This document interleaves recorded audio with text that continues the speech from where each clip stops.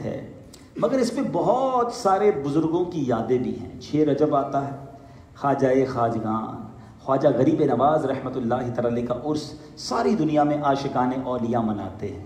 پھر 15 رجب کو سبحان اللہ 15 رجب حضرت امام جعفر صادق رضی اللہ تعالیٰ عنہ کی عرس کی رات، عرس کا دن ہے۔ اسی طرح 13 رجب مولا علی کرم اللہ تعالیٰ وجہ الکریم کی ولادت، اور آج پاکستان میں 22 رجب ہے، شاید یہاں بھی 22 ہے یا 23 رجب ہے۔ 22 رجب سیدنا امیر معاویہ رضی اللہ تعالیٰ عنہ کے عرس کی رات ہے۔ کاتب وحی تھے آپ صحابی رسول بھی تھے، اور چند صحابہ کو یہ اعزاز حاصل ہے کہ جب نبی پاک پر وحی نازل ہوتی تو آقا علیہ الصلوۃ والسلام نے کچھ لکھنے والے رسپانسبلٹی دی تھی صحابہ کو کہ جو وحی کو لکھتے تھے۔ اتنا اعتماد تھا نبی پاک کو کہ حضرت امیر معاویہ رضی اللہ تعالیٰ عنہ کاتب وحی بھی ہیں۔ یاد رہے حضرت امیر معاویہ کا نام معاویہ ہے، اور 20 کے قریب صحابہ کرام کا نام معاویہ تھا۔ معاویہ نام کے کم و بیش 20 صحابہ کرام گزرے ہیں۔ حضرت امیر معاویہ کی سیرت بڑی عرفہ، بڑی اعلیٰ، مگر آپ کی سیرت کا ایک شاندار پہلو یہ بھی تھا کہ آپ زبردست عاشق رسول تھے، پیارے آقا سے بہت محبت کرتے۔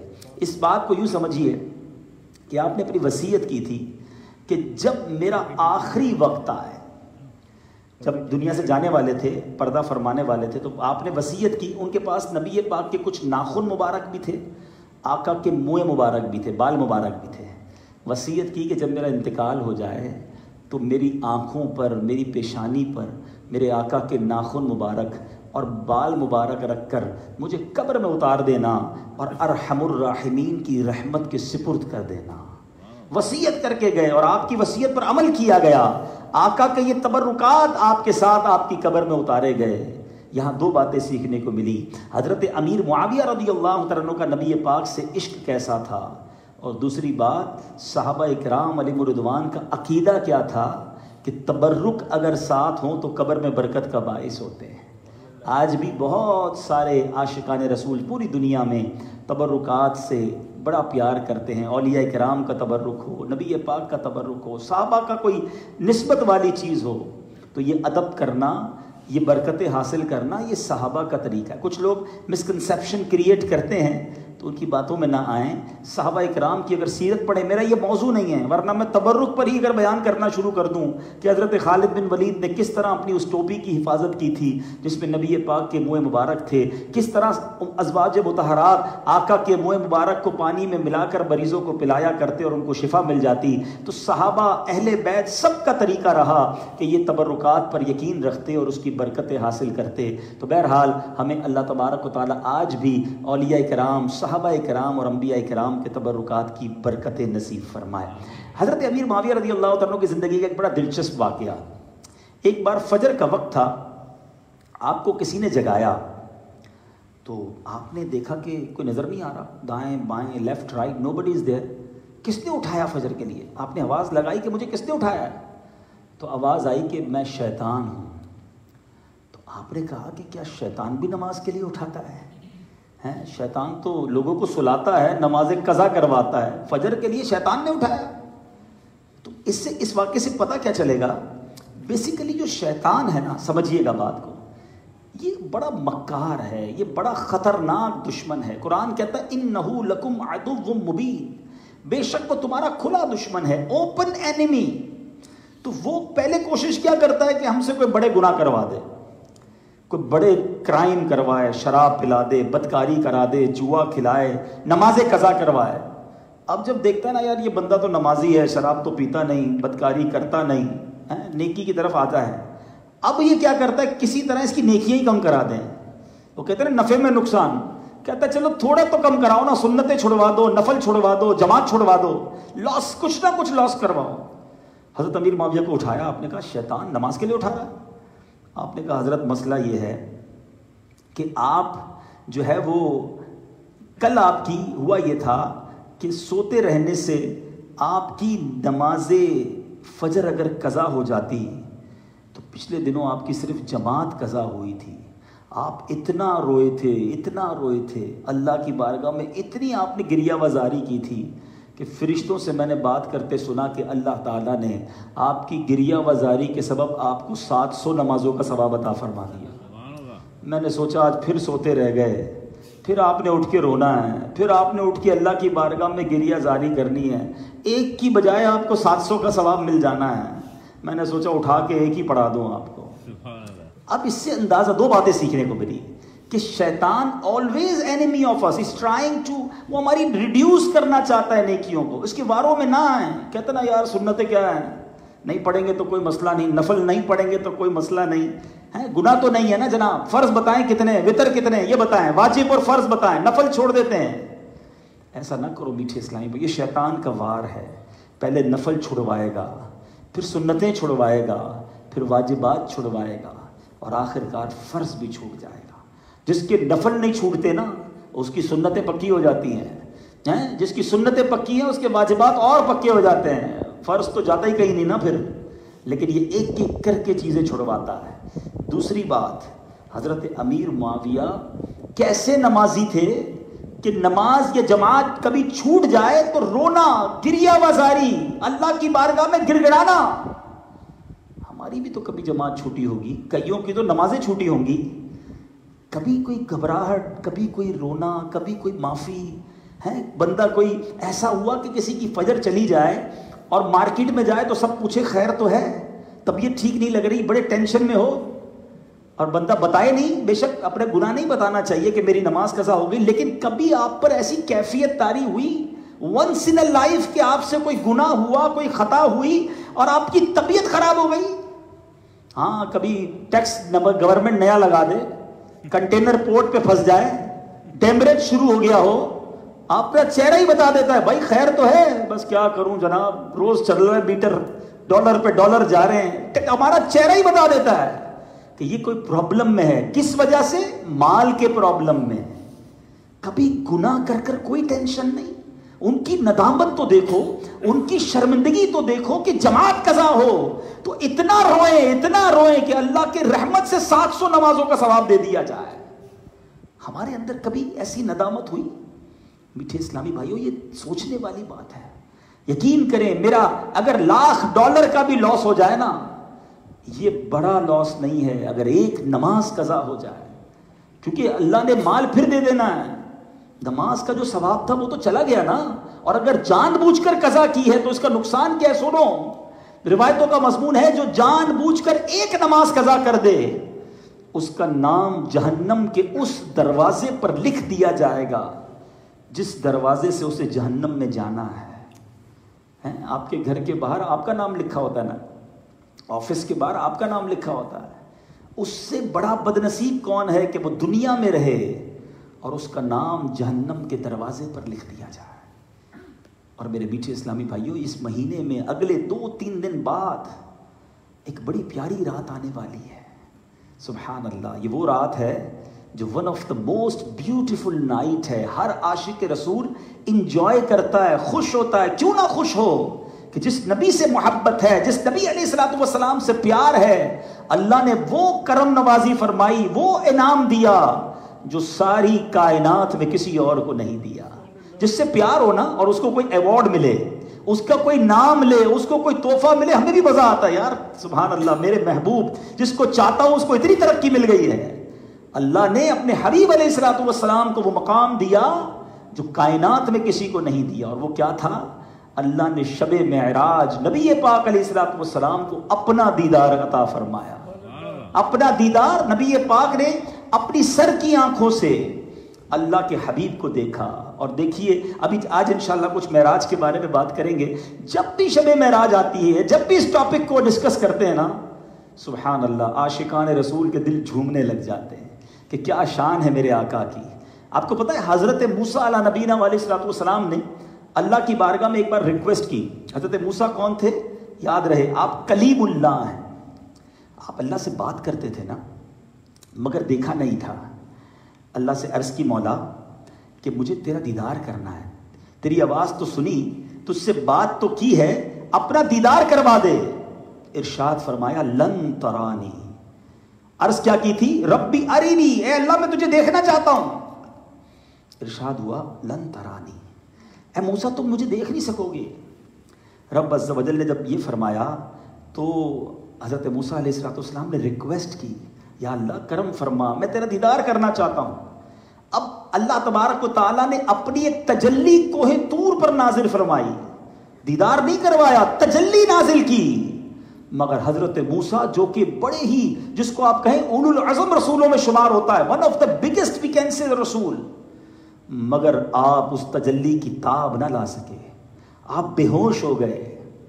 اب ذرا کمپیریزن سمجھیے گا, ایک طرف ریکویسٹ کی جا رہی ہے یا اللہ تجھے دیکھنا ہے, ارشاد ہوتا ہے لن ترانی, اور کہیں میرے آقا ام ہانی کے گھر پر آرام کر رہے ہیں. 27ویں رجب ہے, مکہ پاک میں نبی پاک آرام کر رہے ہیں, اور جبریل امین کو بھیجا جاتا ہے محبوب کو لے کر آؤ. محبوب کو پیارے آقا آرام کر رہے ہیں, جبریل امین نے اٹھایا کیسے, دیکھو ادب والوں کا طریقہ. نبی پاک کی مبارک تلووں پر جبریل امین نے اپنی کافوری نورانی آنکھیں رکھ دی, اپنے ہونٹ رکھے, آقا کے قدموں کو چھوم کر جگایا گیا, اور اب کہا کہ حضور رب کی طرف سے بلاوا ہے. صلاۃ والسلام میں ایک شعر پڑھتے ہیں, آج سمجھ آئے گی بات ہیں. اعلیٰ حضرت ہم صلاۃ والسلام میں ایک شعر پڑھتے ہیں نا, قصہ طور و معراج سمجھے کوئی. لک ایٹ دا کمپیریزن, ایک طرف طور ہے جہاں کیا ہوا تھا, بے ہوش ہو گئے تھے, اور معراج کی رات بلایا گیا نا. قصہ طور و معراج سمجھے کوئی, فرق مطلوب و طالب کا دیکھے کوئی, کوئی بے ہوش جلووں میں گم ہے کوئی, کوئی بے ہوش جلووں میں گم ہے کوئی, کس کو دیکھا یہ موسیٰ سے پوچھے کوئی, آنکھ والوں کی ہمت پہ لاکھوں سلام. سیدی اعلیٰ حضرت اس پوری خوبصورتی کو کیسے بیان کرتے ہیں, فرماتے ہیں تبارک اللہ شان تیری, تجھی کو زیبا ہے بے نیازی. اے اللہ تیری شان ہے, تیری شان بے نیازی ہے. تبارک اللہ شان تیری, تجھی کو زیبا ہے بے نیازی. کہیں تو وہ جوش لن ترانی, اے موسیٰ نہیں دیکھ سکو گے, کہیں تو وہ جوش لن ترانی, کہیں تقاضے وصال کے تھے, کہیں بلایا جا رہا ہے, کہیں انوائٹ کیا جا رہا ہے. اور اب نبی پاک علیہ الصلوۃ والسلام جب رب کی بارگاہ میں جاتے ہیں, انشاءاللہ میں کچھ اس کی حکمتیں, کچھ لاجکس پر ضرور بات کروں گا, مگر چونکہ بات نماز کی چلی ہے, اتنی بڑی بارگاہ میں جب بلایا گیا, آپ بھی, آپ کے گھر پہ کوئی مہمان آتا ہے, کوئی گفٹ دیتے ہیں نا, مہمان کو خوش کر کے بھیجتے ہیں. اللہ نے اپنے حبیب کو بلایا تھا, کائنات میں اپنی سب سے محبوب ہستی کو بلایا تھا. اس رات نبی پاک کو کیا تحفہ ملا, معراج کی رات ہمارے آقا کو نماز کا تحفہ دیا گیا, اور نمازیں تھیں 50. یاد رکھنا, شب معراج 50 نمازیں فرض کی گئیں. آپ واپس آئے, حضرت موسیٰ علیہ السلام نے پوچھا یا رسول اللہ کیا تحفہ لائے ہیں, کہ میری امت کے لیے 50 نمازیں فرض ہوئی ہیں. حضرت موسیٰ علیہ السلام نے کہا حضور واپس جائیے, 50 آپ کی امت نہیں پڑھ سکے گی, میں بنی اسرائیل کے حالات دیکھ چکا ہوں, حضور دوبارہ جائیے اللہ کی بارگاہ میں. پیارے آقا پھر گئے, دوبارہ عرض کی, 45 ہو گئی. کہ حضور 45 بھی زیادہ ہیں, پھر جائیے. نبی پاک پھر حاضر ہوتے ہیں, 40 ہو گئی, حضور دوبارہ جائیے, 35 ہو گئی. بار بار جاتے ہیں, بار بار آتے ہیں, آخر 5 رہ گئی. حضرت موسیٰ نے کہا حضور دوبارہ جائیے, یہ بھی زیادہ ہیں. ہو سکتا ہے ابھی کوئی سوچ رہا ہو پیارے آقا دوبارہ چلے جاتے ہیں, لیکن جو اللہ کی مشیت تھی نا, نبی پاک نے کیا فرمایا, کہتے ہیں اب مجھے شرم آتی ہے اللہ کی بارگاہ میں جاتے ہوئے, اب حیا آتی ہے, مگر میرے رب کی کرم نوازی دیکھو. ارشاد ہوتا ہے لا تبدیل لکلمات اللہ, اللہ کے کلمے, اللہ کے احکام بدلتے نہیں. اے محبوب تمہاری امت نمازیں 5 پڑھے گی, ثواب 50 کا عطا کیا جائے گا. 27 رجب شب معراج یاد دلاتی ہے مجھے اور آپ کو کہ اللہ کی بارگاہ سے تحفہ ملا ہمارے آقا کے لیے. کتنا بڑا تحفہ ہوگا سمجھو نا, کائنات میں اس سے بڑا واقعہ کیا ہوا کہ اللہ کے حبیب نبی پاک کے پاس, اللہ کے حبیب اللہ کی بارگاہ میں گئے اور تحفہ نماز لا رہے ہیں. اور آقا فرماتے ہیں نماز میری آنکھوں کی ٹھنڈک ہے, قرۃ عینی فی الصلاۃ. مگر میں سوال کرنا چاہتا ہوں, اے پیارے آقا سے محبت کرنے والوں, شب معراج ہمیشہ جھوم جھوم کر خوشیوں کے ساتھ مناتے ہو, بالکل خوشیوں کے ساتھ منانا چاہیے, لیکن معراج کا تحفہ کیا ہے؟ آپ کو پتہ ہے نماز کو مومن کی معراج کہا گیا. پیارے آقا کی معراج کیا ہے کہ وہ اللہ کی بارگاہ میں پہنچے, اللہ کا دیدار کیا. مگر مومن کی معراج نماز ہے. اللہ کی بارگاہ میں پہنچنے کا ہمیں بھی تو طریقہ دیا نا. اللہ اکبر کہہ کر ہم بارگاہ الہی میں حاضر ہو جاتے ہیں, ریکویسٹ شروع ہو جاتی ہے. مگر کیا اس تحفے کو ہم نے سنبھال کے رکھا ہے؟ کیا ہم نماز پڑھتے ہیں؟ خدا را سوچئے. ایک بار پھر شب معراج آ رہی ہے. once again there is a reminder for all of us کہ یہ معراج کی رات ہی تو نماز پیارے آقا لائے تھے. اب نیت کریں انشاءاللہ آج کے بعد ہماری کوئی نماز قضا نہیں ہوگی انشاءاللہ. اچھا, ایک اور بڑی خوبصورت بات, دو باتیں جو آج کے دور میں لاجیکلی آپ کو بڑی اچھے طریقے سے انڈرسٹینڈ ہو جائیں گی. ایک تو یہ کہ جب بھی معراج کی رات آتی ہے نا, ایک عجیب سا شوشہ, ایک عجیب سا مسکنسیپشن. لوگ کہتے ہیں جناب بات یہ ہے معراج تو ہوئی تھی مگر یہ سارا سفر جو ہے نا, یہ سارا سفر ڈریم میں ہوا تھا, خواب میں ہوا تھا. جسمانی طور پر نبی پاک نہیں گئے تھے اللہ کی بارگاہ میں, مسجد اقصیٰ اور جناب یہ سارا ٹریول, جنت کے طبقات دیکھے, جہنم کے طبقات ملاحظہ کیے, اللہ کی بارگاہ میں گئے, اور یہ سارا سفر جو ہے ڈریم میں ہوا تھا. یہ ہر سال ایک مسکنسیپشن کریٹ ہوتا ہے, ٹھیک ہے. اچھا, مزے کی بات بتاؤں, یہ اس دن سے جاری ہے.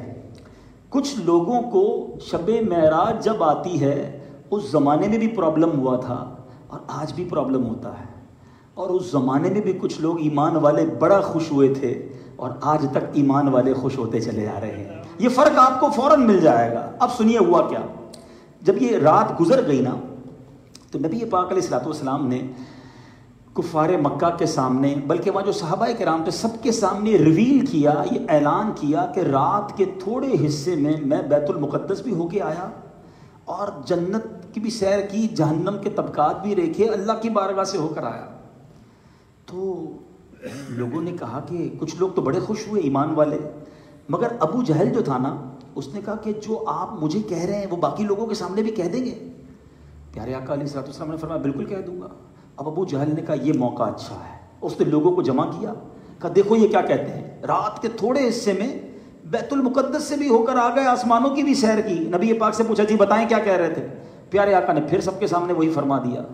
اب لوگوں نے معاذ اللہ مذاق اڑانا شروع کیا, اللہ کے حبیب علیہ الصلوۃ والسلام کو معاذ اللہ برا بھلا کہنا شروع کیا. کسی نے کہا چلو آج موقع اچھا ہے, ابو بکر صدیق کو آج بہکا لیتے ہیں, ان کو بھی کنفیوز کر دیتے ہیں. سیدنا ابو بکر صدیق رضی اللہ عنہ کے گھر پہنچ گئے اور وہاں جا کر دروازہ بجایا. صدیق اکبر باہر آئے, عاشق اکبر ہے نا, پیارے آقا کے قریبی ساتھی ہیں. کہا اے ابو بکر جانتے ہو تمہارے نبی کیا کہہ رہے ہیں؟ کہا کیا کہہ رہے ہیں؟ کہتے رات کے تھوڑے حصے میں بیت المقدس بھی ہو آئے ہیں, آسمانوں کی سیر بھی کرائے ہیں. صدیق اکبر نے کہا واقعی میرے آقا یہ کہتے ہیں؟ ہو سکتا ہے جو کوسچن کرنے گیا ہو اس نے سوچا ہو اب موقع اچھا ہے, لگتا ہے کچھ ہیزیٹیشن ہو رہی ہے, کچھ تذبذب ہے, کچھ معاملہ گڑبڑ ہو رہا ہے. کہا ہاں یہی کہہ رہے ہیں کہ رات کے تھوڑے حصے میں. یاد رہے یہ شاکنگ نیوز کیوں تھی کہ مکہ پاک سے بیت المقدس فلسطین اس ٹائم میں 1 مہینے کا ڈسٹنس تھا. 1 مہینہ گھوڑے پر جانے میں یا اونٹ پر جانے میں لگتا تھا, 1 مہینہ واپسی کا سفر تھا. 2 مہینے کا ٹریول. نبی پاک علیہ الصلوۃ والسلام کہہ رہے ہیں کہ میں رات کے راتوں رات ہو کر آ گیا. صدیق اکبر نے پتہ ہے کیا جواب دیا؟ صدیق اکبر کہتے ہیں اگر میرے آقا کہتے ہیں تو سچ کہتے ہیں. اسی دن ابو بکر صدیق کا نام صدیق پڑ گیا. ایسی صداقت دی, ایسی کنفرمیشن فرما دی کہ کفار کا منہ پڑ گیا. کہا میں نبی پاک کی بات کیسے نہیں مانوں گا؟ وہ ہمیں خبر دیتے ہیں کہ جبریل امین آتے ہیں, ہم دیکھتے نہیں ہم مانتے ہیں. وہ بتاتے ہیں کہ قرآن کی آیتیں نازل ہوتی ہیں ہم وہ مانتے ہیں. اللہ کو دیکھا نہیں, نبی پاک نے کہا اللہ ایک ہے ہم مانتے ہیں. جنت دیکھی نہیں مگر میرے آقا فرماتے جنت ہے, نیک لوگ اس پہ جائیں گے, اللہ جن سے راضی ہوگا جائیں گے, ہم انہیں مانتے ہیں. آقا نے فرمایا تو حق فرمایا. اے میرے میٹھے اسلامی بھائیوں توجہ چاہوں گا, 1 منٹ میں مسئلہ سالو ہو جائے گا, آئندہ کبھی کنفیوژن نہیں ہوگی. میں آپ سے سوال کرتا ہوں, اگر میرے آقا کا دعویٰ یہ تھا 27 رجب والے دن نبی پاک کا کلیم یہ تھا کہ میں خواب میں رات کو بیت المقدس ہو کر آیا ہوں, تو دیر از اینی آبجیکشن؟ رات میں تو خواب میں ہم بھی ساری دنیا ہی گھومتے رہتے ہیں. آپ کا بیٹا صبح اٹھے آپ کو کہے ڈیڈی آج میں رات کو خواب میں لندن بھی گیا, پیرس بھی گیا, پھر امریکہ گیا, اس کے بعد پاکستان کا وزٹ کر کے جب اٹھا تو بستر پہ ہی تھا. تو آپ کیا کہیں گے؟ بیٹا کوئی بات نہیں، خواب میں بھی گھومتا ہی رہتا ہوں. تو خواب میں تو کوئی پرابلم ہی نہیں ہے نا. اب میری بات سمجھیے گا، ابو جہل کا وہ آرگیومنٹ کرنا، ان کفار مکہ کا حضرت ابو بکر صدیق کے دروازے پر جانا، یہ کس بات کی دلیل ہے؟ یہ جھگڑا ہی دلیل ہے. یہی ایویڈنس ہے کہ کفار مکہ نے جو کنفیوژن کریٹ کیا تھا وہ کیا ہی اسی لیے تھا کہ نبی پاک کا فرمانا یہ تھا کہ میں بنفس نفیس خواب میں نہیں، اپنی ذات کے ساتھ رات بیت المقدس اور آسمانوں کی سیر کر کے آیا ہوں. بات امید ہے سمجھ آ گئی ہوگی کہ آقا کا دعویٰ یہی تھا. کفار نے نہیں مانا، کچھ لوگوں نے اس وقت نہیں مانا، کچھ آج بھی کنفیوز ہوتے ہیں. ایمان والوں نے اس وقت بھی مانا، آج بھی مانتے ہیں. صدیق اکبر کی ادا کیا کرو. وہ پنجابی لوگ بڑی پیاری بات کہتے ہیں، اسی منن والے ہیں، سوچن والے نہیں. نبی پاک کی جب ایسی بات آ جائے تو منن والے بننا چاہیے، لبیک کہہ کر انجوائے کرنا چاہیے کہ اللہ نے اپنے حبیب کو ایسا مرتبہ عطا فرمایا. اور میرے بیچ اسلامی بھائیوں پھر ہوا کیا؟ کفار مکہ نے جب دیکھا کہ بات کلیئر نہیں ہو رہی ہے تو ان کو یہ پتا تھا کہ نبی پاک علیہ الصلوۃ والسلام کبھی بھی بیت المقدس فزیکلی نہیں گئے. تو کہا اچھا ٹھیک ہے، آپ اگر بیت المقدس گئے ہیں راتوں رات تو یہ بتائیے اس کے دروازے کتنے ہیں، اس کی دیواروں کا کلر کیا ہے؟ Typical question. اب میں آپ سے سوال کرتا ہوں، میں نے جمعہ یہاں کی سب سے بڑی مسجد، نام میں بھول گیا ماشاءاللہ، TSS، بڑی خوبصورت مسجد ہے. میں نے پڑھایا، نماز پڑھائی ہے، میں نے وہاں بیان کیا ہے. اب اگر آپ مجھے کہیں کہ جناب عبدالحبیب صاحب آپ گئے تھے مسجد میں کہاں گیا تھا، آپ مجھ سے پوچھے کتنے دروازے تھے، میں بولوں یار جمعہ پڑھانے گیا تھا، دروازے گننے تھوڑی گیا تھا. اچھا بتائیں پنکھے کتنے تھے؟ تو یہ کیسا عجیب کوسچن ہے بھائی. بندہ اگر کہیں گیا ہے تو کیا اس کی ایک ایک چیز یاد رکھے گا؟ نماز پڑھی، دعا کی، آ گئے. نبی پاک سے کوسچن. اچھا آپ گئے ہیں نا تو بتائیے اس کا کلر، مثال دیتا ہوں، کلر کیسا تھا، دروازے کتنے تھے، دیواریں کیسی تھی. اب ان بدبختوں نے معاذ اللہ معاملے کو کمپلیکیٹڈ بنانا تھا، مگر نبی پاک کی شان تو عرفہ و اعلیٰ ہے نا. احادیث کے الفاظ ہیں، اللہ تبارک و تعالیٰ نے نبی پاک کے سامنے بیت المقدس کا نقشہ رکھ دیا. آج کے دور میں دوسرے لفظوں میں کہیں کہ ہمارے سامنے کوئی مووی چلا دے اور ہم دیکھتے جائیں تو پیارے آقا کے سامنے گویا بیت المقدس آ گئی. نبی پاک نے فرمایا پوچھو کیا پوچھتے ہو؟ وہ پوچھتے کلر کون سا ہے، نبی پاک دیکھ کے فرماتے کلر ایسا ہے. دروازے کتنے، نبی پاک دیکھ کے فرماتے دروازے اتنے. وہ سوال کرتے رہے، میرے آقا جواب دیتے رہے. سب کے پاس کوئی جواب نہیں تھا، ماننا پڑ گیا کہ انہوں نے بیت المقدس کو وزٹ کیا ہے. تو بہرحال میرے بیچ اسلامی بھائیوں، امید ہے کہ اب کبھی آپ کو کنفیوژن نہیں ہوگی کہ نبی پاک خود سے بذات خود اللہ کی بارگاہ میں اور بیت المقدس تشریف لے گئے. اور سبحان اللہ بیت المقدس میں ایک جماعت ہوئی. میں کہتا ہوں کائنات کی سب سے اسپرچول، سب سے بلیسڈ، سب سے مبارک وہ جماعت تھی. وہاں کیا ہوا؟ سارے انبیاء حاضر ہیں، کم و بیش 1,24,000 انبیاء موجود ہیں. And everybody waiting over there. تکبیر ہو گئی، انبیاء نے صفیں بنائی ہوئی ہیں اور انتظار ہے کہ امام کس کو بنایا جائے گا. آقا فرماتے جبریل امین نے میرا ہاتھ پکڑا اور مجھے امامت کے مصلی پہ کھڑا کر دیا. امام الانبیاء ٹھہرے میرے آقا. وہ رات کیسا مرتبہ اللہ نے عطا کیا. شاعر لکھتے ہیں نا، صف بصف کھڑے ہیں انبیاء، مصطفیٰ امام ہو گئے. ان کے جو غلام ہو گئے وقت کے امام ہو گئے. نام لیوا ان کے جو ہوئے ان کے اونچے نام ہو گئے. کیا شان ہے میرے آقا کی. سیدی اعلیٰ حضرت تو کمال ہے نا، عاشقوں کے امام ہیں. آپ نے بتایا کہ یہ نماز کیوں سجائی گئی، یہ پورا ڈیمونسٹریشن، یہ پریپریشن کیوں کیا گیا. نبیوں کو بلایا گیا، نبی پاک کی امامت کروائی گئی. This is the big message for all over the world. نبی پاک کی اس امامت کے پیچھے راز کیا ہے؟ آؤ بریلی کے تاجدار سے پوچھتے ہیں. امام عشق و محبت لکھتے ہیں، نماز اقصا میں تھا یہی سر، عیاں معنائے اول آخر. سر کہتے راز کو، کہتے نماز اقصا میں راز کیا ہے کہ ظاہر ہو جائے سارے عالم میں کہ اول کون ہے آخر کون ہے. نماز اقصا میں تھا یہی سر، عیاں معنائے اول آخر.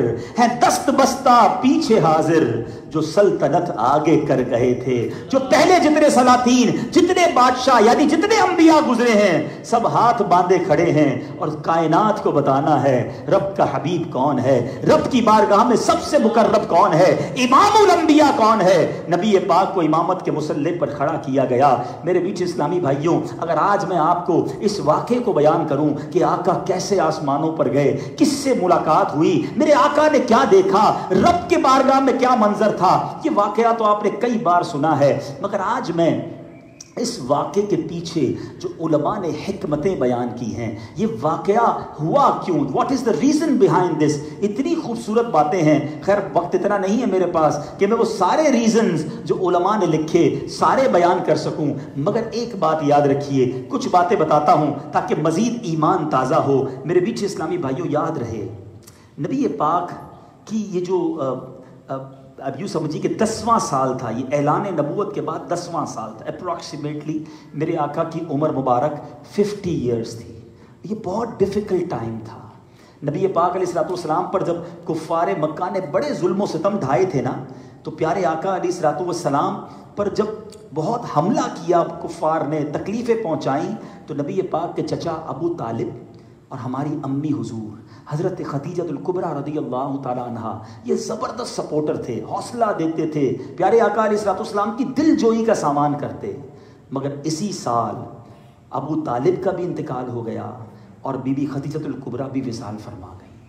نبی پاک بڑے غمگین تھے، دو بڑے کلوز سپورٹر دنیا سے چلے گئے۔ نبی پاک علیہ الصلوۃ والسلام جب کوہ صفا پر گئے اور جا کر نبی پاک علیہ الصلوۃ والسلام نے طائف کے میدان میں نیکی کی دعوت دینا چاہی، تو وہاں بھی پتھراؤ کیا گیا، پیارے آقا کو بڑا ستایا گیا، یعنی رنج و غم کا وہ سال تھا، اس کو عام الحزن بھی کہا گیا، تکلیف والا سال تھا۔ اپنے محبوب کے دل کو ڈھارس دینے کے لیے، اپنے محبوب کے دل کو تسکین دینے کے لیے اللہ کے حبیب جو ٹھہرے، رب نے وہ انعام کیا جو کائنات میں کسی کو نہیں دیا، اپنی بارگاہ میں بلایا، عرش کا دولہ بنایا۔ بریلی کے تاجدار لکھتے ہیں نا، فرماتے ہیں وہ سرور کشور رسالت جو عرش پر جلوہ گر ہوئے تھے، نئے نرالے طرب کے ساما عرب کے مہمان کے لیے تھے۔ اللہ نے سرور کشور رسالت جو عرش پر جلوہ گر ہوئے تھے، سبحان اللہ، نرالے طرب کے ساما عرب کے مہمان کے لیے تھے۔ نماز اقصی میں تھا یہی سر، آیا ہو معنی اول آخر، یہ دست بستہ ہے پیچھے حاضر، جو سلطنت آگے کر گئے تھے۔ اب ایک اور بات بڑی خوبصورت، ایک ریزن تو یہ بتایا علماء نے، حکمت کہ اپنے حبیب کے دل کو سکون دینے کے لیے۔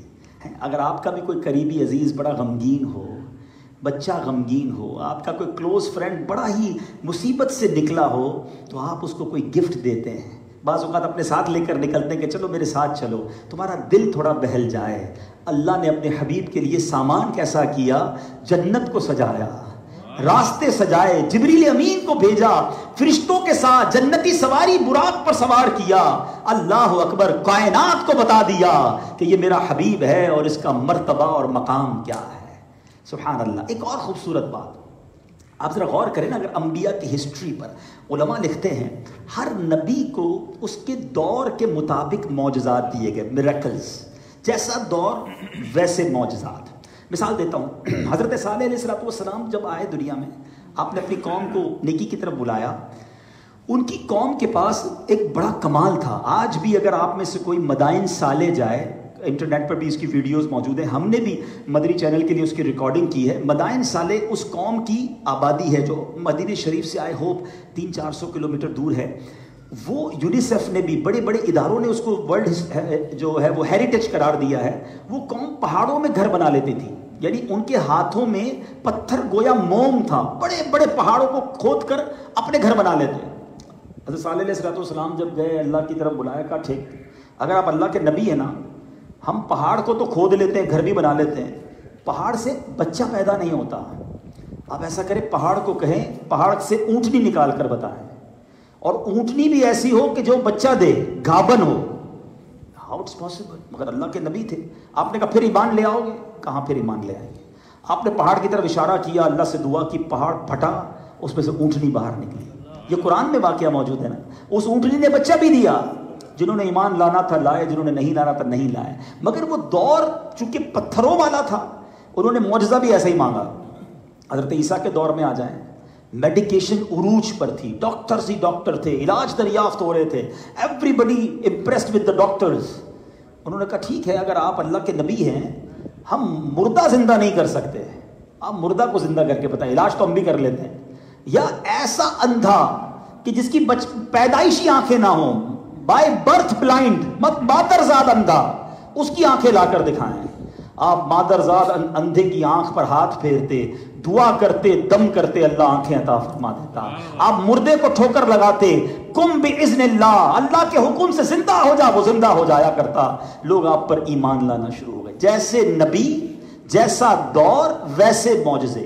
حضرت موسیٰ کا دور آیا, اس دور میں جادوگر تھے, میجیشینز, بڑا بڑا جادو کرتے, لوگ حیران, جادوگروں کو اپنا سب کچھ مانتے تھے. فرعون کا دور تھا اور جادوگر اس کے سارے چیلے تھے.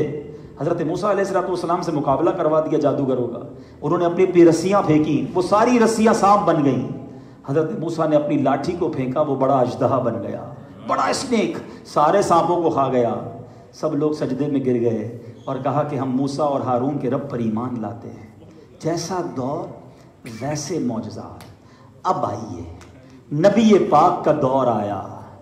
آقا کا دور ایک پرٹیکولر دور نہیں ہے, سمجھیے گا بات کو. ہر نبی کے بعد ایک نبی آئے نا. بٹوین دیز ٹو انبیاء دیر از اے, جو بھی دور تھا وہ پہلے نبی کا دور کہلایا. نبی پاک کے بعد تو کسی نبی نے نہیں آنا. فرام دیٹ ڈے, یعنی جب سے نبی پاک تشریف لائے ہیں, قیامت تک یہ سارا دور ہمارے آقا کا دور ہے. ہم سارے نبی پاک کے امتی ہیں. بات سمجھیے گا, جس دور میں نبی پاک آئے اس دور میں ایک عجیب ماجرا تھا. آپ بھی اگر ہسٹری پڑھیں نا, پیارے آقا جس دور میں آئے, اس دور میں عرب کے لوگوں کو بڑا ہی پراؤڈ تھا اپنی گفتگو کا, اپنی باتوں کا. ہیں وہ اپنے آپ کو فصیح و بلیغ کہتے. ان کے اندر لڑائی مقابلے نظموں کے ہوتے, کلام کے ہوتے, عربی فریزز کے ہوتے. وہ اپنے آپ کو, اچھا میں آپ کو ایک بڑی عجیب بات آج زندگی میں شاید پہلی بار آپ سنیں گے. عرب کے لوگ کیا کہلاتے ہیں؟ عربی. کیا کہلاتے ہیں؟ جو عربی نہیں ہے وہ کیا کہلاتے ہیں؟ ہاں ذرا دوبارہ کہیے, عجمی. آپ کو پتہ ہے عجمی کا مطلب کیا ہے؟ عجمی کا مطلب ہے گونگا. ہم جتنے ہیں نا سارے عجمی ہیں نا. عرب کے لوگ باقیوں کو گونگا کہتے تھے, ان کو بولنا ہی نہیں آتا, بولنا تو ہمیں آتا ہے, زبان تو ہمارے پاس ہے, اس لیے غیر عربی جو عجمی کہلائے.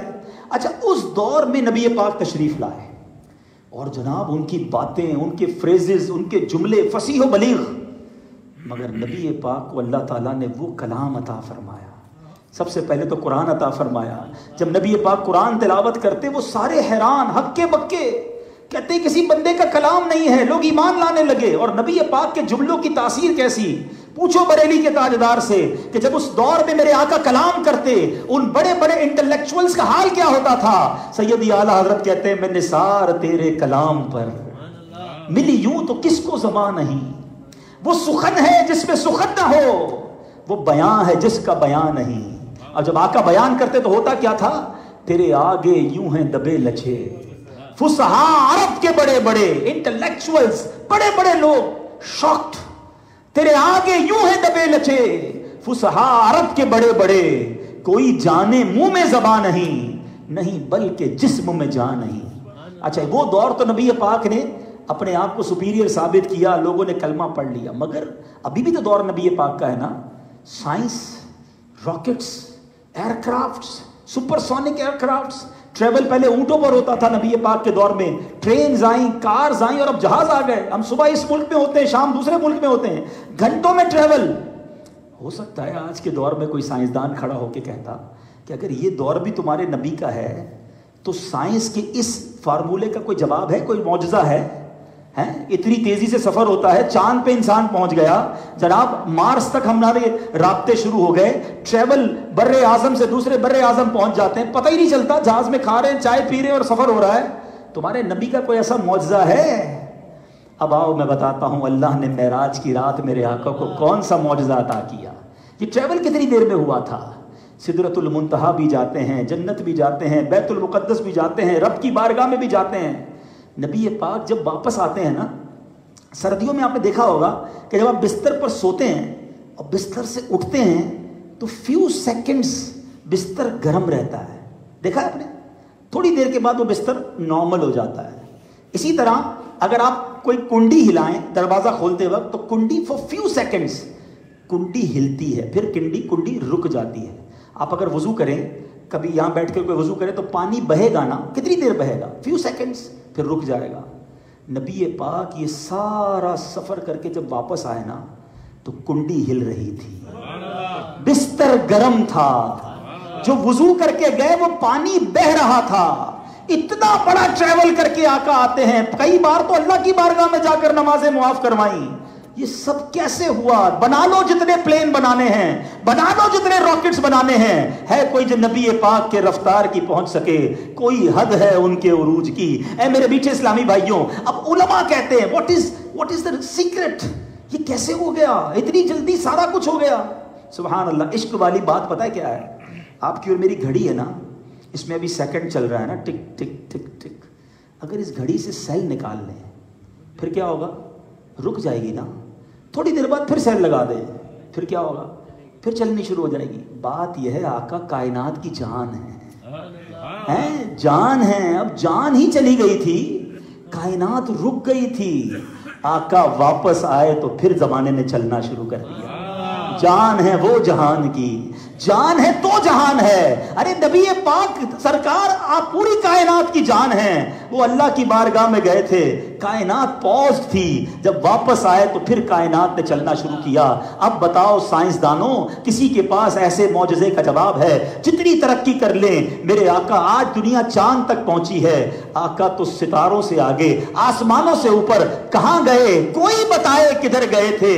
وہ لامکاں کے مکی ہوئے، سارے عرش تخت نشی ہوئے. وہ نبی ہیں جن کے ہیں یہ مقام، وہ خدا ہے جس کا مکان نہیں. میرے میٹھے اسلامی بھائیوں، تو ایک حکمت تو یہ بھی پتا چلی کہ جب سارے انبیاء کے معجزات اس دور کے مطابق تھے تو آج کی سائنس کے سامنے کوئی ایسا معجزہ درکار تھا جو ساری دنیا کے لیے ایک جواب ہے کہ اللہ کے حبیب کہاں تک گئے. بہت ساری حکمتیں ہیں. ایک آخری حکمت، علماء کہتے ہیں کہ زمین اور آسمان میں ایک گویا ڈسکشن ہوئی.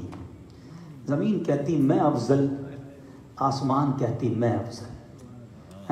آسمان نے کہا میرے پاس تارے ہیں، میرے پاس چاند ہے، میرے پاس سورج ہے. زمین نے کہا میرے پاس دریا ہے، میرے پاس سمندر ہے، درخت ہیں، فارسٹ ہیں. آسمان نے کہا میرے پاس بادل ہیں، میرے پاس بہت ساری رفعت و بلندیوں والی چیزیں ہیں. زمین نے کہا میرے پاس کعبہ ہے، اللہ کا گھر ہے، میرے پاس بہت ساری خوبصورت چیزیں ہیں، مقدس چیزیں ہیں، انبیاء کے مزارات. آسمان کچھ کہتا رہا، زمین کچھ کہتی رہی. اب زمین نے کہا سب چیزیں ٹھیک ہیں، میرے پاس جناب محمد مصطفیٰ ہے، آقا زمین پر موجود ہیں. علماء کہتے ہیں آسمان نے اللہ سے فریاد کی کہ اے اللہ یہ زمین مجھے تانے دیتی ہے کہ نبی پاک زمین پر ہیں، ایک بار نبی پاک کو آسمانوں پر بھیج دے، ان کے قدم آسمانوں پر لگ جائیں تاکہ میں بھی کہہ سکوں کہ میرے آقا نے آسمانوں کی سیر کی ہے. علماء کہتے ہیں ایک وجہ یہ بنی کہ وہ آسمانوں کی ریکویسٹ تھی کہ نبی پاک کے قدم وہاں بھی لگ جائیں. نبی پاک اس لیے وہاں تشریف لے گئے. تو بہرحال میرے بیچے اسلامی بھائیوں، بہت خوبصورت لاجکس، بڑی پیاری باتیں. اچھا ابھی ایک بات ہے، پیارے سارے نبی جو ہیں بتاتے رہے اللہ ایک ہے، اللہ پر ایمان لے آؤ، اللہ کے سوا کوئی عبادت کے لائق نہیں. سب نے پیغام دیا، دیکھا کسی نے نہیں. سارے انبیاء جس رب کی طرف بلاتے رہے اس رب کو کسی نبی نے نہیں دیکھا. گواہی کی تکمیل کب ہوتی ہے، کمپلیشن کب ہوتی ہے کہ جس چیز کی گواہی دی جائے اس کو دیکھا تو جائے. کوئی تو ہوتا جو کہتا میں نے اللہ کو دیکھا ہے، اللہ ایک ہے. تو سبحان اللہ، اس گواہی کی تکمیل کے لیے، کمپلیشن آف وٹنس کے لیے اللہ نے اپنے حبیب کو بلایا، اپنا دیدار کروایا تاکہ اللہ کے حبیب فرمائے میں نے رب کو دیکھا ہے، وہ ایک ہے، وہ وحدہ لا شریک ہے. رب عز و جل نے اپنا دیدار کروایا. اب ان تمام باتوں سے ایک عقیدے کی بات بھی سن لو. ایک اور کنفیوژن کریٹ کیا جاتا ہے کہ یار نبی پاک کے پاس علم غیب تھا کہ نہیں. پیارے آقا غیب کا علم جانتے تھے یا نہیں؟ ویسے تو اتنی حدیثیں ہیں، بخاری کی حدیثیں ہیں، بلکہ آپ سب سے میں ایک سوال کر لیتا ہوں، مسئلہ ویسے بھی سالو ہو جانا تھا۔ قیامت کی نشانیاں سب نے پڑھی ہوں گی، سنی ہوں گی کہ قیامت سے پہلے یہ ہوگا، یہ ہوگا، یہ ہوگا، بڑی باتیں بھی کرتے ہیں، او ہو قیامت قریب لگتی ہے بھائی، بہت ساری نشانیاں پوری ہو رہی۔ یہ نشانیاں ملی کدھر سے؟ قرآن میں نہیں جناب، قیامت کی نشانیاں حدیث میں ہیں، قرآن میں نہیں ہیں۔ کس نے بیان کی؟ اللہ کے نبی نے۔ تو پیارے آقا نے اپنے زمانے میں قیامت سے پہلے کی نشانیاں کیسے بیان کر دی؟ غیب کا علم تھا، آنے والی چیزوں کا علم تھا، جبھی تو بیان کی۔ ساری دنیا قیامت کی نشانیوں پر پروگرامز کر رہی ہے، بڑے بڑے سیمینار ہو رہے ہیں، بڑی بڑی کتابیں لکھی جا رہی ہیں، مگر وہی لوگ کہتے ہیں نہیں جناب علم غیب نہیں تھا۔ تو قیامت کی نشانیاں کیسے بیان ہو گئیں؟ یہ تو میں نے چھوٹی سی مثال دی، لیکن اب ایک کوسچن کرتا ہوں، مسئلہ حل کر دیتا ہوں۔ پوری کائنات میں سب سے بڑا غیب کیا ہے؟ غیب کہتے ہیں نا جس کو نہ پتا ہو، جس کے بارے میں انسین نالج۔ پوری کائنات میں اللہ رب العزت سے بڑا غیب کوئی نہیں ہے، کیونکہ نو بڈی سی ہم، اللہ کو کسی نے نہیں دیکھا پوری دنیا میں۔ اتنا بڑا غیب، اعظم الغیب، جب نبی پاک کو رب نے اپنا آپ دکھا دیا، سب سے بڑا غیب بتا دیا، تو باقی چھپانے کی کیا ضرورت ہے؟ اعلیٰ حضرت نے مسئلہ ہی مکا دیا، تھوڑی پنجابی میں کہتے ہیں نا گلی مکا دی۔ آپ فرماتے ہیں اور کوئی غیب کیا تم سے نہاں ہو بھلا، نہاں کہتے ہیں چھپنے چھپانے، اور کوئی غیب کیا تم سے نہاں ہو بھلا، جب نہ خدا ہی چھپا تم پہ کروڑوں درود۔ جب اللہ نے اپنے آپ ہی دکھا دیا تو پھر اور چھپانا کیا تھا؟ بخدا خدا کا یہی ہے در، نہیں اور کوئی مفر مکر، جو وہاں سے ہو یہی آ کے ہو، جو یہاں نہیں وہ وہاں نہیں۔ جب محبوب اور محب کی بات ہونا، کسی سے آپ کو پیار ہو جائے، آپ کا فیورٹ ہو، اس پہ یہ نہیں ہوتا یہ میرا ہے یہ تیرا ہے، بلکہ جو محبوب ہو، جو میرا ہے وہ تیرا ہے، جو تیرا ہے وہ میرا ہے۔ اور یہی بات اعلیٰ حضرت کہتے ہیں، میں تو مالک ہی کہوں گا کہ ہو مالک کے حبیب، یعنی محبوب و محب میں نہیں میرا تیرا۔ بہرحال میرے پیچھے اسلامی بھائیوں، there are beautiful logics about کیوں یہ ٹریول ہوا تھا، اس کے پیچھے رب نے کیا مقام عطا فرمایا۔ اب میں آتا ہوں آج کے میسج کی طرف، کہ اس پورے خوبصورت واقعے میں پیارے آقا نے جہاں جنت کی سیر کی، وہاں نبی پاک علیہ الصلوۃ والسلام نے جہنم کے طبقات بھی ملاحظہ فرمائے، کچھ لوگوں کو عذاب میں بھی مبتلا دیکھا، پنشمنٹ ہوتے ہوئے بھی دیکھا۔ اب ذرا غور سے سنیے گا، نبی پاک علیہ الصلوۃ والسلام کو جہنم میں کچھ ایسے لوگ نظر آئے جو مردار کھا رہے تھے، مرا ہوا جانور مردار کھا رہے تھے۔ اللہ کے حبیب علیہ الصلوۃ والسلام نے پوچھا کہ اے جبرائیل یہ کون لوگ ہیں مردار کھا رہے ہیں؟ عرض کی یا رسول اللہ یہ وہ لوگ ہیں جو لوگوں کا گوشت کھاتے تھے، یعنی غیبت کرتے تھے، جو آج دنیا میں غیبت کرتے ہیں۔ مجھے بتایا گیا کہ اسلامی بہنیں بھی پردے میں مجھے سن رہی ہیں۔ میرے بھائیوں میری بہنوں، خدا را یہ جو غیبت ہے نا، یہ اتنا سخت گناہ ہے، یہ ایسا ہی گناہ ہے کہ بندہ اپنے بھائی کا گوشت کھائے۔ آج نمازیں پڑھتے ہیں، روزے رکھتے ہیں، حج بھی کیے، عمرے بھی کیے، مگر غیبت کی عادت ہے۔ What is the definition of غیبت؟ ہے کیا غیبت؟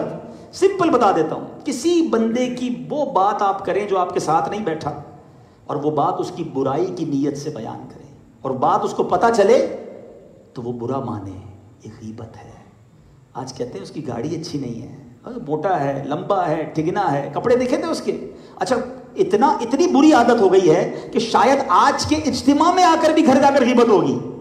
ہاں اس سے ملاقات ہوئی، کیسا، یہ خاص طور پہ ہماری بہنوں میں بہت ہوتا ہے، کیسے کپڑے پہن کے آئی تھی، زیور دیکھے تھے اس کے، یہ کپڑے تو اس نے فلاں کی شادی میں بھی پہنے تھے۔ اللہ کے بندے اجتماع میں گئے تھے، کپڑے دیکھنے گئے تھے، کچھ نہ کچھ عیب بیان ہی کرنا ہے، مذاق۔ اچھا پھر شیطان مردود ہے نا، کہتے نہیں میں نے جو برائی کی ہے میں تو سامنے بھی کہہ سکتا ہوں، سچ بات کی ہے۔ اب ذرا میرا جملہ سنیے گا، it's very difficult and typical. غیبت جھوٹ نہیں ہوتی، غیبت سچ ہی ہوتی ہے۔ یہ وہ سچ ہے جو بولنا حرام ہے۔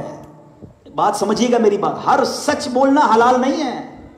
اگر آپ کسی کے پیچھے واقعی کوئی گناہ گار ہے، کسی نے شراب پی ہے، کوئی غلط کام کرتا ہے، اگر شریعت کی اجازت ہے وہ الگ بات ہے، لیکن برائی بیان کرنے کے لیے، کسی کا قد چھوٹا ہے تو آپ سچ ہی تو کہہ رہے ہیں چھوٹو ہے، کوئی بہت موٹا ہے اور آپ اسے موٹو کہہ رہے ہیں تو سچ کہہ رہے ہیں، لیکن یہ سچ بولنا حرام ہے کہ وہ بات جس سے اس کی دل آزاری ہو، اس کا گھر پرانا ہے، اس کا فرنیچر پرانا ہے، اس کا کاروبار بیکار ہے، وہ بندہ ہی ٹھیک نہیں ہے. یہ کیا کر رہے ہیں آپ؟ تھوڑی دیر ہمارے ساتھ کو چائے پی کر کھڑا ہوتا ہے، جیسے ہی وہ نکلا کہتے ہیں یار مغز کی دہی کر رہا تھا، بور کر رہا تھا، بیکار باتیں کر رہا تھا. یہ باتیں اس کو پتہ چلیں گی تو راضی ہوگا یا ناراض ہوگا؟ یہی غیبت، حرام، جہنم میں لے جانے والا کام، پتہ بھی نہیں چلتا. اور ہم ڈیلی کتنی غیبتیں کر رہے ہیں. اور یہ میری بہنوں میں زیادہ ہوتا ہے، اسلامی بہنوں میں زیادہ ہے. پلیز، نبی پاک نے معراج کی رات مردار کا گوشت کھاتے ہوئے پایا. اور یہ جو غیبت ہے نا، یہ نیک لوگوں میں بھی، مذہبی لوگوں میں بھی ہو جاتی ہے. کسی کے بیان کی غیبت، کسی کی نعت کی غیبت، کسی کی جناب کوئی نیک اعمال کی، ہو کے سارے مذہبی نظر آنے والے ہیں، مگر پتہ ہی نہیں ہوتا کہ بندہ غیبتیں کر رہا ہے. میں ایک مشورہ دیتا ہوں، مجھے امید ہے یہاں کینیا میں ممباسا میں مکتبۃ المدینہ ہوگا، نہیں تو آپ اس کو ڈاؤن لوڈ کر لیں. کتاب کا نام ہی غیبت کی تباہ کاریاں ہے. اس کا انگلش ٹرانسلیشن بھی ہو گیا ہے، جس کتاب کا انگلش ٹرانسلیشن کا نام ہے back biting. Please please please خدا کے واسطے اس کتاب کو پڑھیں. یاد رکھیں، میں ایک عالم دین کے پاس بیٹھا تھا، مفتی صاحب کے پاس. وہ کہتے ہیں پچھلے 1400 سالوں میں اس موضوع پر ایسی تفصیلی کتاب نہیں لکھی گئی. مور دین 1800 ایگزامپلز موجود ہیں کہ ہم کب کب غیبت کر جاتے ہیں. بیٹا باپ کی غیبت، باپ بیٹے کی غیبت، دوست دوست کی غیبت، آفس میں کولیگز آپس میں غیبت، سیٹ کی غیبت، سیٹ نوکر کی غیبت، پتہ ہی نہیں چلتا. اور ہم غیبت کیے جا رہے اور اپنے نامہ اعمال میں حرام ڈالے جا رہے ہیں. اور یہ غیبت جو ہے نا، اس سے پتہ کیا ہوتا ہے؟ آپ کے نیکیاں اس کے اکاؤنٹ میں ٹرانسفر ہو رہی ہیں. کوئی بندہ صبح سے شام تک کام کرے، پورے دن کی کمائی کرے، اور رات کو سارے پیسے کسی کے اکاؤنٹ میں ٹرانسفر کر دے.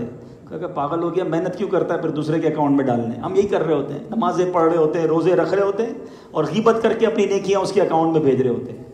ایسا نہ کریں. غیبت کے بارے میں جانیں اور اپنے آپ کو بچائیں. جبھی تو دعوت اسلامی والوں کا نعرہ ہے غیبت کے خلاف جنگ. نعرہ تو زور سے لگا دو، غیبت کے خلاف جنگ.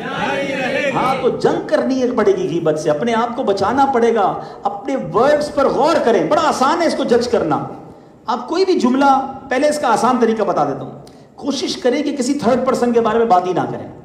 جو میں اور آپ بیٹھے بات کریں، آپس میں بات کریں. تیسرے کے بارے میں بات کرنے لگے نا تو اللہ کرے الارم جلے کہ یار یہ جملہ جو میں کہنے جا رہا ہوں یہ اس کو اچھا لگے گا تو ٹھیک ہے، ویری گڈ، بہت اچھا آدمی ہے، نمازی ہے، نیک ہے، ویری گڈ. لیکن تھوڑا سا چیٹر بھی ہے. اچھا، ہم تعریف کرتے کرتے بھی یہ غیبت کر جاتے ہیں. بندہ بہت اچھا ہے یار، لیکن تھوڑا سا چپکو بھی ہے. ارے اتنی تعریف کرتے کرتے ایک جملہ حرام. تو یہ وہ غلطی ہے کہ پتہ ہی نہیں ہوتا کہ ہم بات کرتے کرتے کرتے اکاؤنٹ اس میں نیکی ٹرانسفر مار دی، گناہ اپنے سر لے لیا. کیوں ایسا کرتے ہیں یار؟ خدا را غیبت سے بچیے.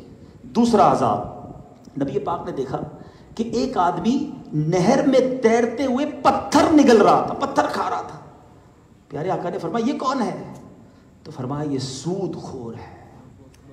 سود کا کام کرنے والا قیامت کے دن شدید عذاب میں مبتلا ہو. بہت سارے گناہ واقعی بڑے گناہ ہیں، مگر سود تو ایسا گناہ ہے. میں نے اب تک جو چھوٹا میرا سا مطالعہ ہے، میں نے صرف 2 گناہ کے بارے میں پڑھا ہے کہ جس کے بارے میں یہ فرمایا گیا کہ یہ گناہ اللہ سے جنگ کرنے کے برابر ہے. مجھے بتاؤ یار، بندہ اللہ سے جنگ کرے گا تو تباہی ہوگا نا، بربادی ہوگا. سود کا کام کرنا، سود جو لیتے دیتے، سوچو. اور دوسرا، اللہ کے ولی سے جو دشمنی کرے وہ ایسا ہے جیسا اس نے اللہ سے جنگ کیا. تو خدا را سود کا کام نہ کرے، توبہ کر لیں. اللہ آپ کو حلال ذریعے سے دے دے گا، مگر یہ حرام کام کی طرف نہ جائیں. اپنے آپ کو بچائیں. ہو سکتا ہے میں یہ بات کر رہا ہوں اور ہمارے بھائی بیٹھے ہیں، کوئی سوچ رہا ہو یار یہ مولانا صاحب بات تو ٹھیک کر رہے ہیں، مگر سود کا کاروبار چھوڑ دوں گا تو سارا بزنس ہی کولیپس ہو جائے گا، انٹرسٹ کے بغیر کیسے چلے گا؟ ہمارے تو بہت سارے کاروباری انٹرسٹ بیس ہیں. میں آپ کو مشورہ دیتا ہوں، آپ کو بھائیوں والا مشورہ دیتا ہوں. آپ یہ کیوں سوچتے ہو کہ میں حرام چھوڑوں گا تو حلال نہیں ملے گا؟ میں ایک سوال کرتا ہوں، صرف ایک سوال.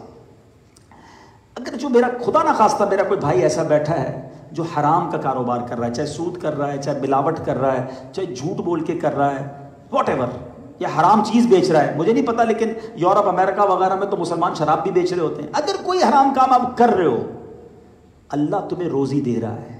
میرا سوال یہ ہے، آپ حرام چھوڑ کر اللہ کی فرما برداری کرنے لگ جاؤ گے، کیا وہ روزی بند کر دے گا؟ وہ کم کر دے گا؟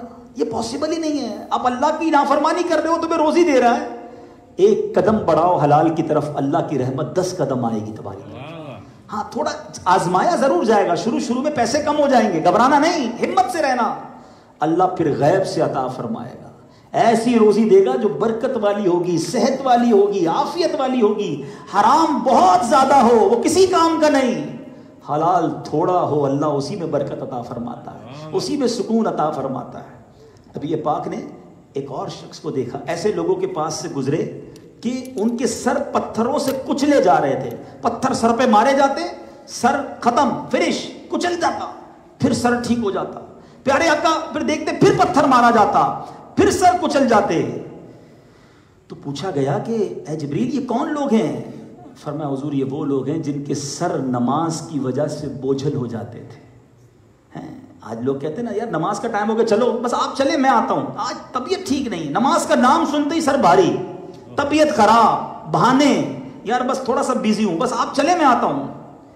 سوچ لو, میں نے شروع میں بتایا تھا کہ معراج کی رات کا تحفہ نماز ہے, اور نماز نہ پڑھنے والے کو شدید عذاب دیا جائے گا. ایسا نہ کرو میٹھے اسلامی بھائی. کتنی دیر لگتی ہے نماز پڑھنے میں؟ اور میں آپ کو صحیح بتاؤں, لوگ بہت سارے وظیفے ہم سے پوچھتے ہیں کہ یار کوئی وظیفہ بتا دیں, روزی میں برکت ہو جائے, بیماری دور ہو جائے, طبیعت ٹھیک ہو جائے, مصیبتیں ٹل جائیں, پریشانیاں دور ہو جائیں. آپ کو پتہ ہے سب سے بڑا اور سب سے اچھا وظیفہ یہ ہے کہ بندہ 5 وقت کا نمازی بن جائے. نماز سے بڑا وظیفہ کوئی نہیں ہے. نماز ایک ٹائم کی پڑھنی نہیں ہے, ہاتھ سے تسبیح لے کے وظیفے کر رہے ہو, وہ اللہ کے بندوں پہلے حرام کر رہے ہو, اللہ کو ناراض کر رہے ہو. نماز سے بڑا کوئی وظیفہ نہیں. احادیث کا مضمون ہے نماز دین کا ستون ہے, نماز روزی میں برکت لاتی ہے, نماز بیماریوں کو دور کرتی ہے, نماز اندھیری قبر کا چراغ ہے. نمازی کو پیارے آقا کی شفاعت نصیب ہوگی. اور سنو, میرے آقا کو معراج کی رات دیدار ہوا نا, اے نمازیوں تمہیں مبارک ہو, قیامت کے دن نمازیوں کو اللہ کا دیدار کروایا جائے گا. رب کا دیدار کرنا ہے تو نماز نہ چھوڑنا. اور جو جان بوجھ کر نماز قضا کرتے ہیں, آپ نے سن لیا ان کا حال کیا ہوگا. آج میرے پیچھے اسلامی بھائیوں, میرے آقا کی خوبصورت, میرے آقا کو جو معجزہ عطا کیا گیا اس کا بیان ہوا ہے. آج سچی پکی, جتنے بھائی ہیں, میری بہنیں اندر بیٹھی ہیں, آج پکی سچی نیت کر لو, آج کے بعد ہماری کوئی نماز قضا نہیں ہوگی. ایسا نہیں, ایسا نعرہ لگائیں کہ شیطان بھی ادھر سے دور بھاگ جائے. آج کے بعد ہماری کوئی نماز قضا نہیں ہوگی, حرام روزی کے قریب بھی نہیں جائیں گے, اور نبی پاک سے سچی محبت کرتے ہوئے ان کی سنتوں کے مطابق زندگی گزارے. بہرحال میرے پیچھے اسلامی بھائیوں, باتیں تو بہت ساری ہیں اور کیسے کیسے گناہ گاروں کے ساتھ واقعات ہیں وہ بھی میں بیان کر سکتا ہوں, لیکن وقت کافی ہو گیا. یہی دعوت اسلامی کا میسج ہے. دعوت اسلامی ہمیں محبت رسول کا پیغام دیتی ہے, آقا علیہ الصلوۃ والسلام سے سچی محبت کا درس دیتی ہے. اور محبت کا اصل جو ایسنس ہے نا, محبت کی اصل دلیل جو ہے وہ یہ ہے کہ بندہ جس سے محبت کرتا ہے اس کے طریقے پر عمل کرے نا, اس کے فٹ اسٹیپ کو فالو کرے. محبت نبی پاک سے ہو اور طریقہ دشمنان مصطفیٰ والا ہو, یہ کیسی محبت ہے؟ آقا فرمائے نماز پڑھو میری آنکھوں کی ٹھنڈک ہے, عاشق رسول کہلانے والے کی نماز چلی جائے. نبی پاک پر قرآن نازل ہو, آقا روز قرآن پڑھیں, جبریل امین کے ساتھ دور کریں, اور ہم پورا سال قرآن کو ہاتھ نہ لگائیں. یہ کیسی محبت ہے؟ نہیں میرے پیچھے اسلامی بھائی, محبت رسول اس بات کو کہتے ہیں کہ میں نبی پاک کی سنتوں کا عامل بن جاؤں. آخری بات کرتا ہوں, بہت سارے ماشاءاللہ میرے بھائی بیٹھے ہیں, ایشینز بھی ہیں, افریکنز بھی ہیں. ہمارا پرابلم یہ ہے, مجھے تو چونکہ ساری دنیا میں ٹریول رہتا ہے, بعض اوقات کسی ینگسٹر سے, کسی مسلمان سے ملتے ہیں نا, کبھی کبھی کنفیوژن ہونے لگتی ہے کہ یار اس کو سلام کریں کہ نہیں کریں, کیونکہ کہیں سے بھی مسلمان تو نہیں لگ رہا ہے, نہ چہرہ مسلمانوں والا, نہ لباس مسلمانوں والا. آج کل تو ایسے ایسے فیشن آئے ہیں کہ مرد ادھر ادھر زیور پہن رہا ہے کہ بندہ حیران ہو جاتا ہے کہ یہ کیا کر رہا ہے, پتہ نہیں کدھر کدھر زیور لگا کے گھوم رہا ہے. عجیب سے بال ہیں پہلے, یعنی عجیب تماشا ہے. پہلے ہم سمجھتے تھے جس کے کپڑے پھٹے ہوئے ہیں وہ غریب بیچارہ, اب امیر کپڑے پھاڑ کے گھوم رہے ہیں. کیوں جناب؟ نیا فیشن ہے, پتلون پھٹی ہوئی ہوگی تو وہ زیادہ فیشن والی ہوگی. وہ بڑے بڑے بال والا کوئی ملتا تو ہم کہتے ہیں یار یہ ہیپی ہے, لگتا ہے بال کٹانے کے پیسے نہیں ہیں. اب جس کی پونی بندھی ہوئی ہوگی, جس کے بڑے بال ہو, کہتے ہیں یہ نیا فیشن ہے. یعنی جدھر ہمیں گھمایا جا رہا ہے ہم ادھر گھومتے جا رہے ہیں. اللہ کے بندوں کس کے پیچھے بھاگ رہے ہو؟ ہم نبی پاک کے امتی ہیں.